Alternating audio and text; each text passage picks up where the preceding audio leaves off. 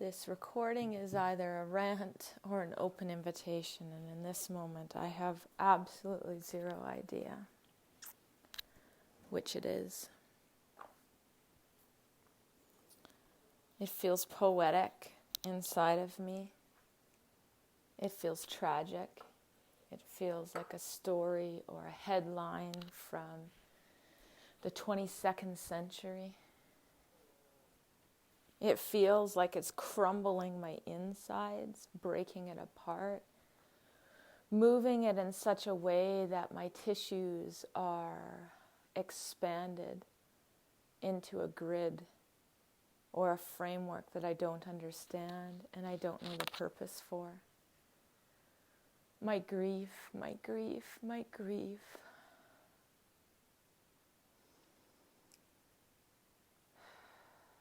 Like the old boyfriend who got away that you think about and you yearn about.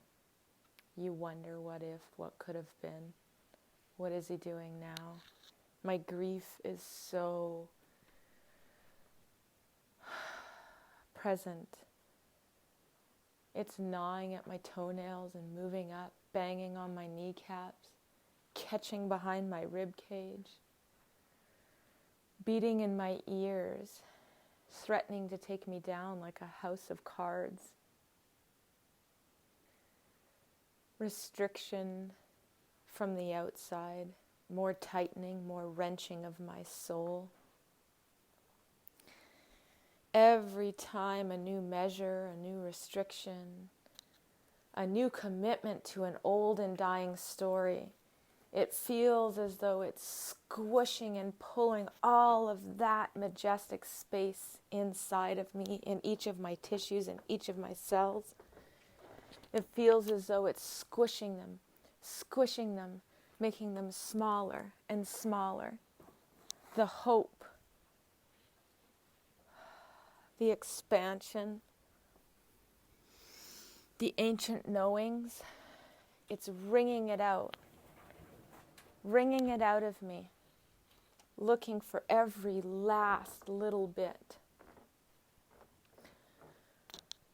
Moments of hope seem like radical acts, feeling like I should have a tiny, unvaccinated bunker in my house in this reality. Who am I going to hide there? Is it me? Is it others?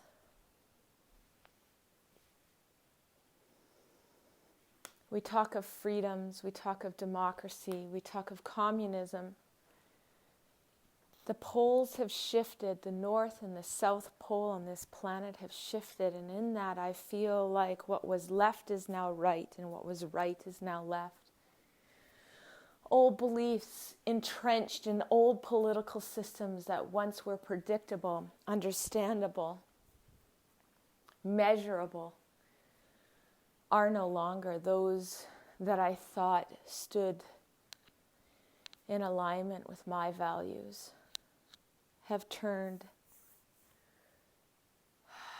exposed, emerged with bloody sharp teeth, looking for whoever dares to stick their head out.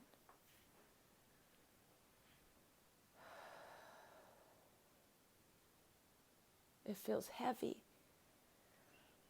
It feels heavy in my gut, heavy in my ribs. Like a weighted collar, a draped, a piece of body armor hanging on my shoulders and in my back, just out of my awareness enough that I feel the pain, I recognize the weight, but I can't get it, like an itch you can't scratch.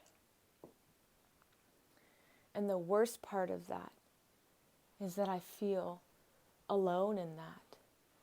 The number of humans who hear me in this are so small, so few, so far away from my daily cup of coffee. I look at my plants, haggard from the hot, unprecedented wind and temperatures this summer.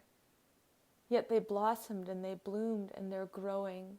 Their nutrients concentrate at the petals and the leaves and in the stalks. Their medicine is stronger because of these hard times. I can only hold that as hope for my own future.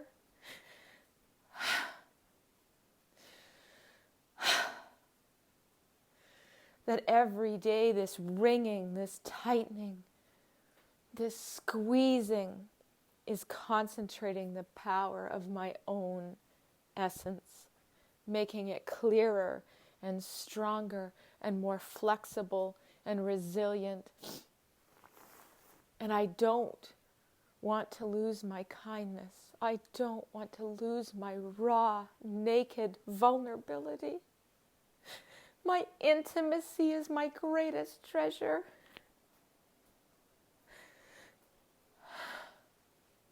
And how do you be intimate and vulnerable in a time where you're stigmatized and shoved aside, told you're wrong? Neighbors and families and children and parents turning on one another.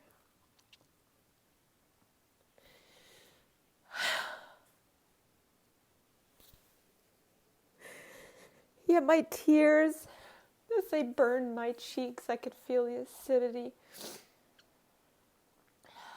They softened my body. They softened my spirit, and they invited in for a great big hug.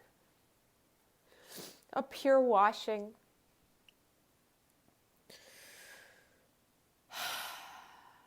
A baptism, a christening of tears.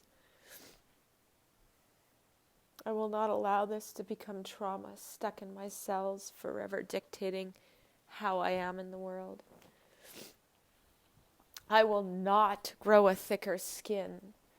I will not toughen up.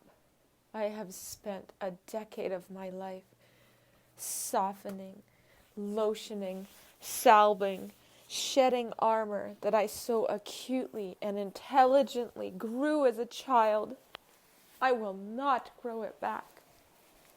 I will allow my inner child to be worn on the outside of my withered, beyond its age, 43-year-old skin.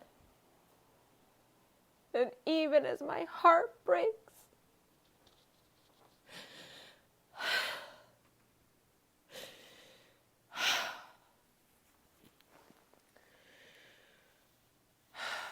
even as my heart breaks, even as it breaks wide open, and especially because it breaks wide open,